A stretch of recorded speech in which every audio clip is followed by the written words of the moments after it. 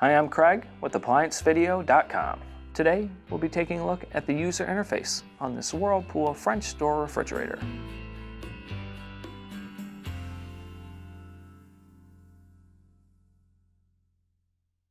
Stop. Before beginning any repair, always be sure to disconnect the power to the appliance. It is also recommended to test the outlet for the proper voltage. The main reason why you'd be replacing a user interface is if the unit will not follow any commands on the user interface. Now, click on the link below to view this repair video. ApplianceVideo.com guides you step by step, giving you the confidence to avoid recalls and callbacks, also saving time on repairs.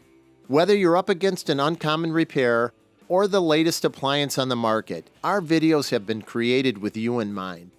Our growing library of videos have been produced using our factory-certified technicians who have extensive infield experience over the past 30 years.